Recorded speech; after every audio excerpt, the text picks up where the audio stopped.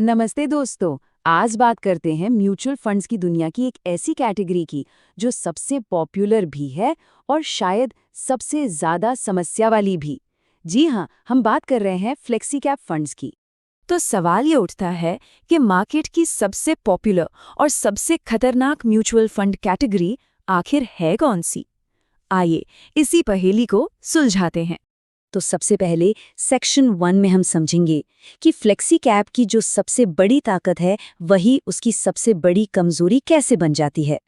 तो पहले ये समझते हैं कि आखिर ये फ्लेक्सी कैप फंड होता क्या है। देखिए, सीधे शब्दों में कहें तो ये एक ऐसी कैटेगरी है जहां फंड मैनेजर को पूरी आज़ादी मिलती है। वो चाहे तो लार्ज कैप में पैसा लगाएं, चाहे मिड कैप में या फिर स्मॉल कैप में, कोई रोक ठोक नहीं। बस एक ही शर्त है कि कम से कम 65% पैसा स्टॉक्स में इन्वेस्टेड होना चाहिए। बस उसके बाद मैनेजर की मर्जी। और यही जो पूरी आज़ादी है ना, यही एक दोधारी तलवार बन जाती है।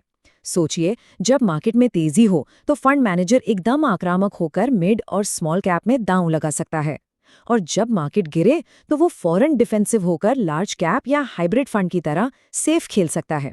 सुनने में तो बहुत अच्छा लगता है ना, लेकिन यहीं पर सबसे बड़ा रिस्क भी है, क्योंकि अब सब कुछ फंड हाउस की नीयत पर, उनकी नैतिकता पर और फंड मैनेजर के डिसिप्लिन पर आके टिक जाता है।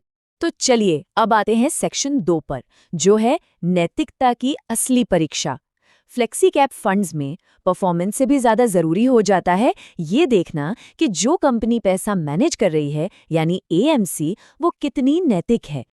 देखिए, जब किसी फंड के पास कुछ भी करने की पावर हो तो असली टेस्ट ये नहीं कि वो क्या कर सकता है, बल्कि ये है कि क्या उसके इरादे और निवेशक के इरादे एक ही दिशा में हैं। और यहीं पर कॉन्फ्लिक्ट ऑफ इंटरेस्ट यानी हितों के टकराव का सबसे बड़ा खतरा पैदा होता है। इस बात को एक रियल लाइफ एग्जाम्पल से समझते हैं। एक एक्सपर्ट ने क्या खूब कहा है। वो कहते हैं, जब आईपीओ की पीआर कंपनियां मुझे फोन करती हैं और मोटा पैसा ऑफर करती हैं, मैं तुरंत समझ जाता हूं कि किसी आईपीओ को जबरदस्ती चमकाने के लिए क्या खेल चल रहा है। ये दिखाता है कि सिस्टम के अंदर कितना प्रेशर होता है। चलिए लेंसकार्ट आईपीओ का किस्सा देखते हैं। हुआ ये कि लेंसकार्ट का आईपीओ बहुत ही ज्यादा बहुत ऊंचे वैल्यूएशंस पर आया। इसके बावजूद 21 म्यूचुअल फंड हाउसेस ने उसमें पैसा लगाया।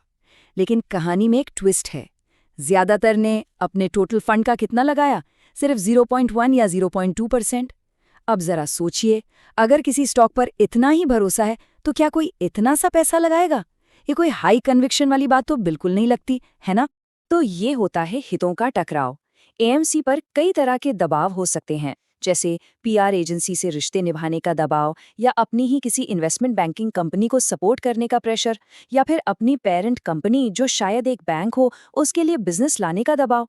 और ये सारी चीजें कहीं ना कहीं एक आम निवेशक के हितों के खिलाफ जा सकती हैं।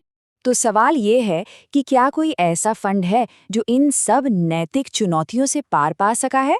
जी हाँ, और इसीलिए हमारे अगले सेक्शन की केस स्टडी है पराग पारिख। एक भरोसेमंद एएमसी की पहचान 3 बातों से होती है, और Parag Parikh flexi cap fund इन तीनों पर खरा उतरता है। पहली बात, ये एक इंडिपेंडेंट एएमसी है। इसका मतलब इसका फोकस सिर्फ और सिर्फ इन्वेस्टर के रिटर्न पर है, किसी बैंक या दूसरी कंपनी के फायदे पर नहीं। दूसरी बात, ये ट्रू टू लेबल है, मतलब जैसा कहा है वैसा ही करते हैं। मार्केट में क्या ट्रेंड चल रहा है उसके पीछे नहीं भागते।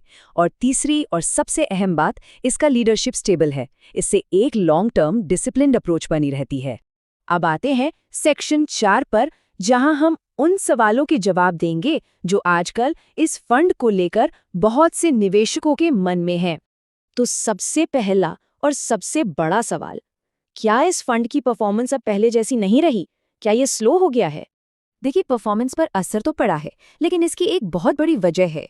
हुआ ये कि आरबीआई के एक नियम की वजह से विदेशी स्टॉक्स में नया पैसा डालना बंद हो गया। पहले इस फंड का करीब 30% हिस्सा यूएस स्टॉक्स में होता था, जो इसकी एक बड़ी खासियत थी। लेकिन अब क्योंकि नया पैसा नहीं डाल सकते, तो वो हिस्सा धीरे धीरे कम होकर सिर्फ 13% रह गया है। इसको ऐसे समझिए, जैसे सचिन तेंदुलकर या विराट कोहली ने इतने ऊंचे स्टैंडर्ड सेट कर दिए हैं कि अगर वो कभी 50-60 रन भी बनाएं तो लोगों को लगता है कि अरे आज चले नहीं। इस फंड के साथ भी कुछ ऐसा ही हुआ है। इसने इतने अच्छे रिटर्न्स दिए हैं कि अब इसका नॉर्मल परफॉर्मेंस भी लोगों को कम लग रहा है। पर इसका ये मतलब नहीं कि फंड खराब हो गया है। अच्छा, अब आते हैं दूसरी बड़ी चिंता पर। वो ये है कि फंड का साइज मतलब इसका AUM बहुत ज्यादा बढ़ गया है। तो क्या अब इसे मैनेज करना मुश्किल हो गया है? हाँ, AUM तो बढ़ा है, इसमें कोई शक नहीं, लेकिन इसे सही नजरिए से देखना भी जरूरी है।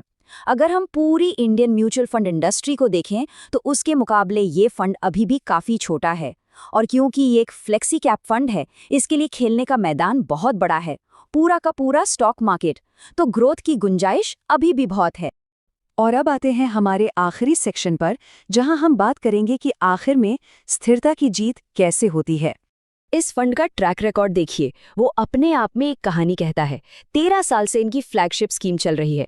2018 का वो दौर याद कीजिए जब कई फंड ज्यादा रिटर्न के चक्कर में अपना नाम और कैटेगरी बदल रहे थे। उस वक्त भी ये अपने उसूलों पर टिके रहे और आज भी इनका कोर मैनेजमेंट और इनकी स्ट्रैटेजी वही है, स्टेबल, कोई फालतू के बदलाव नहीं। और ये कोट इनकी पूरी फिलॉसफी को बता देता है। अगर किसी स्ट्रैटेजी को काम करने में 1-2 साल ज्यादा भी लग जाएं तो कोई बात नहीं, जब तक आप अपने वादे के पक्के हैं। मतलब साफ है, शॉर्ट टर्म परफॉर्मेंस के पीछे भागने से बेहतर है उसूलों पर टिके रहना।